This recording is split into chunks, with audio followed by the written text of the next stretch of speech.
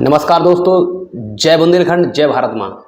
हम आपके भगत राजा परमार, बुंदेलखंड के एक छोटे से गायक। लेकिन आज हमारी एक नई शुरुआत है, नया आगाज़, कुछ नए करने की हमारी ललक। और इसी में हमारे आज इस एपिसोड के हमारे पहले गेस्ट हैं, आप सभी के जाने पहचाने हमारे भैया सुरेंद्र झा, जिन्हें हम सब प्यार से गुड्डन भैया बुलाते हैं। तो आज जानते हैं हम भैया से इनके मन के विचार। और आपको बता दें, ये बहुत ही सुरीले कलाकार हैं, एक फनकार हैं। हमारे बीच भैया बैठे हुए। भैया नमस्कार दोस्तों, जो भी हमें सुन रहे हैं, माताएं बहनें, सभी को मेरा प्रणाम। और आज बड़ा ही खूबसूरत दिन है और जैसा कि हमारे भगत जी ने हमें इनवाइट किया है, तो कोशिश करेंगे इनके सवालों का जवाब देने की। बाकी ये खुद भी एक बहुत अच्छे आर्टिस्ट हैं। एक अच्छे आर्टिस्ट को हर आर्टिस्ट अच्छा ही लगता है। बाकी माँ शारदा की कृपा सभी पे बनी रहे। चलिए, तो भैया कार्यक्रम शुरू करें। बिल्कुल, बेशक।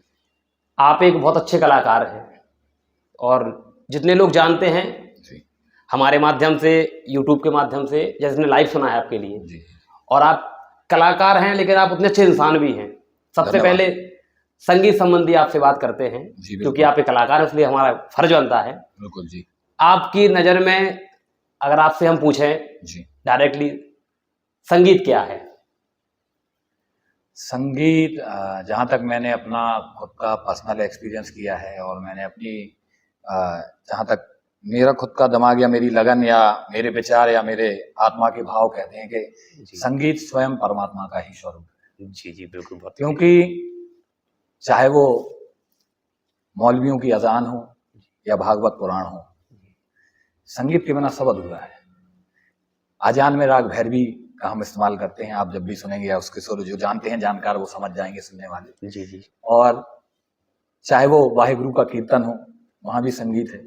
तो परमात्मा से कहीं ना कहीं जुड़ा संगीत है। और परमात्मा के बाद अगर किसी व्यक्ति को कोई दुख है, कोई विरह है, तो राग सिमरंजनी का संगीत वो जब सुनता है तो उसे बड़ा सुकून मिलता है। बिल्कुल। और कोई भी अगर प्यार मोहब्बत में है तो राग यमन में कई गीत हैं ऐसे। बिल्कुल। कहा जाए कि लग जा गले कि फिर ये मुलाकात हो ना हो, राग पहाड़ी पे आधारित भी बहुत सारे गीत हैं। तो संगीत कहीं ना कहीं व्यक्ति विशेष, साधारण जन जो संगीत को जानता भी नहीं है, जिसको संगीत से कोई मतलब भी नहीं है, उसके जीवन में संगीत एक महत्व रखता है। बिल्कुल, बहुत अच्छा सवाल आपने, बहुत अच्छा आपने समझाया है, हमारे दर्शकों को पसंद आएगा। अच्छा, मैं आपसे एक बात पूछूं इसी के चलते कि अगर जैसे कोई, क्योंकि हमारा उद्देश्य इस कार्यक्रम का कि आपके थ्रू, हमारे जरिए कोई बात 100 लोग सुने, 10 लोग उस पर अमल करें, 2 का फायदा हो, तो कम से कम 2 का फायदा तो होगा। बिल्कुल होगा। संगीत जैसे कोई सीखना चाहता है जी, उसकी एज अभी 10 साल है या 15 साल है जी, या 4-5 साल है, जितनी भी है, और उसकी रुचि है, तो उसके लिए आप क्या सलाह देंगे? संगीत मैं ये कहूंगा कि जैसे मैंने बताया कि परमात्मा का स्वरूप जी तो ये परमात्मा का दिया हुआ ही एक तोहफा होता है। संगीत जिसके अंदर होता है उसमें वो कलाएं दिखने लगती हैं। अब जिसके अंदर मान लीजिए नहीं है, वो भी सीखना चाहता है, तो ऐसा नहीं है कि वो सीख नहीं सकता है, वो बिल्कुल सीख सकता है। वो गुणी जनों से मिले, गुरुजनों से मिले, जो उसके आसपास में ऐसे लोग हों जो गाते बजाते हैं, उनके साथ उठे बैठे। क्योंकि गोस्वामी जी लिख गए हैं कि सड सुधने सत संगत पाई, यानी बुरे व्यक्ति भी अच्छी संगत में आके अच्छे हो जाते हैं। नहीं, मेरा क्योंकि होता है, अब हमारे पास फोन आते हैं जी कि भैया हमें आपके साथ रहना है, जी।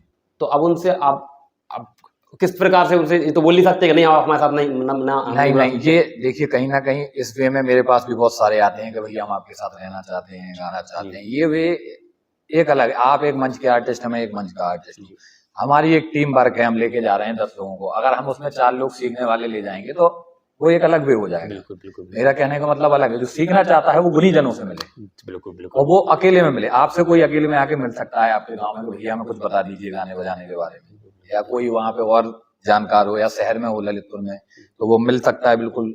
जैसे हमारे शनासर हैं और भी गुणीजन है हमारे ललितपुर में, संज्ञा जी हैं, कई लोग ऐसे लोग हैं विद्वान लोग जिनसे आप जाके सीख सकते हैं। तो पहले सीखें। अब हुआ क्या है कि लोगों ने संगीत को बड़ा ही आसान सा समझ लिया है, और जिन्हें गाना भी नहीं आता है वो मंच पे चढ़ के गा रहे हैं। ये एक सीधी सी बात है। जिन्हें संगीत का ये नहीं पता कि मेरा स्वर कौन सा है, मुझे किस काली से गाना है, किस सफेद से गाना है, अब गा रहे हैं और फिर गले फट रहे हैं, मंच पे हो रही है बेइज्जती। तो ये सबसे आपत्तिजनक बात है। इसलिए सबसे पहले अमल करें, खुद को गुण देखें कि आपको भगवान ने क्या दिया है, आप गा पा रहे हैं, बजा पा रहे हैं या नहीं। उसके बाद में आप किसी अच्छे व्यक्ति के पास जाएं, सीखें। बिल्कुल। बहुत सारे व्यक्ति ऐसे हैं जो बहुत गुणी जन हैं, जी जी तो जी पहले उनकी संगत कर लें जी और उसके बाद ही आप मंच के, जब आपको लगने लगे कि हाँ अब मैं मंच के लायक हूँ, जी लेकिन हो रहा है सब कुछ उल्टा।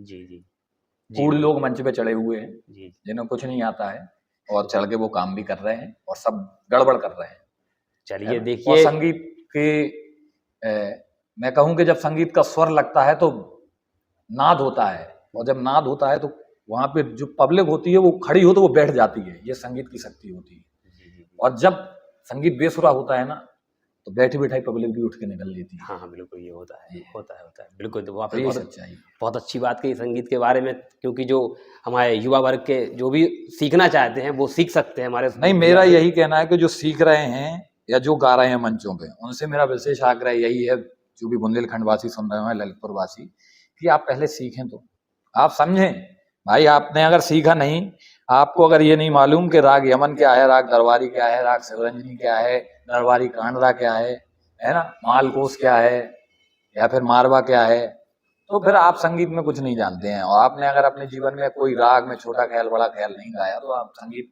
का आपको, देखिए फिर ऐसा गाने बजाने को तो माँ शारदा की कृपा सब पे है, जी बिल्कुल बिल्कुल। लेकिन अगर आप स्वयं कृपा पात्र होना चाहते हैं तो उसमें मेहनत तो करनी पड़ेगी।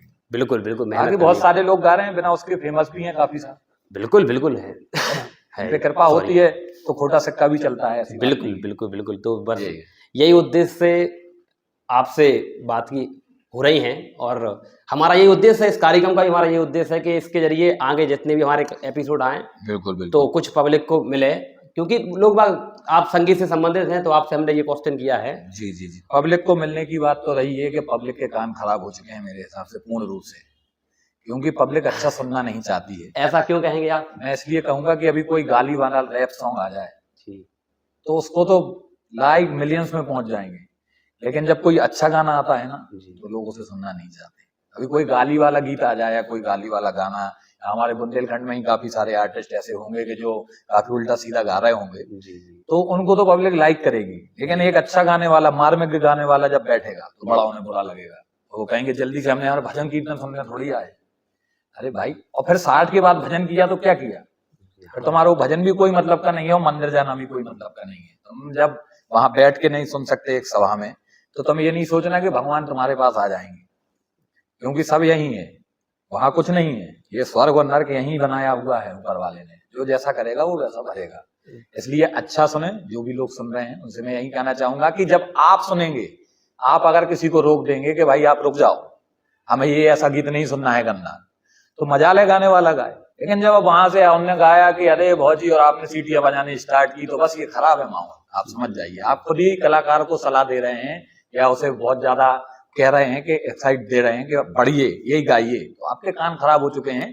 जो सुनने वाले हैं, अगर उन्हें बुरा लगे तो मुझे इसमें कहने में कोई झिझक नहीं है, ना मेरे को इसमें कोई बुरा लगेगा कि अगर कोई गंदा सुन रहा है तो उसकी मानसिक परिस्थिति काफी ज्यादा खराब है, उसे काफी ज्यादा जागरूक होने की जरूरत है। जी वो देखिए, एक अच्छे समाज का हिस्सा नहीं है। देखिए भैया, आप इनकी उम्र पे ना जाएं, भैया को बहुत नॉलेज है, और इस कार्यक्रम के बाद में हम भैया का कांटेक्ट नंबर भी आपको दे देंगे, आप इनसे कांटेक्ट कर सकते हैं। और हर प्रकार से ये एक इनके जो प्रोग्राम होते हैं हमने देखे हैं लाइव, की पब्लिक ऐसे थम जाती है जैसे कि इन्होंने कोई जादू कर दिया हो। तो इनके विचार बहुत अच्छे हैं। अच्छा भैया, ये तो हो गया संगीत संबंधी। देखिए, जादू तो मैं समझता हूँ भरत जी कोई नहीं करता है। मेरे हिसाब से संगीत एक जिंदा जादू है। किसी शख्सियत ने, मेरे एक गुरुजन मुझे मिले तो उन्होंने कहा कि, मैंने कहा संगीत क्या, तो उन्होंने मुझे ये जवाब दिया था कि जिंदा जादू। मैंने कहा कैसे? कहने लगे कि अगर चल जाए जी तो पूरी रात कोई उठता भी नहीं है। कई बार ऐसे आर्टिस्ट आते हैं, अपन ने देखा हो हमारे यहाँ जब उर्स होता है, बाबा सदन साहब अली, या फिर हमारे कोई बड़ी भजन संध्या हो जिसमें कोई बड़ा आर्टिस्ट आ रहा हो, जी तो वहां हजारों की तादाद में लोग होते हैं और वो रात भर बैठते हैं और सुनते हैं। तो क्या वहां अच्छा संगीत नहीं हो रहा है? हाँ, बड़े अच्छे तरीके का संगीत हो रहा है, फायदे का हो रहा है, एक बहुत नामी आर्टिस्ट आके गा रहे हैं, बिल्कुल बिल्कुल। तो सब चल रहा है। तो भाई जब अच्छा चल रहा है तो हमें गंदे गाने की जरूरत क्या है? बिल्कुल नहीं गाना चाहिए। अच्छा भैया, हम आपसे जानना चाहेंगे, जी आपने बहुत जो कह सके कि जो नामी कलाकार हैं अपने जी जी भारतवर्ष के, जी। आप कौन कौन से मिल चुके हैं?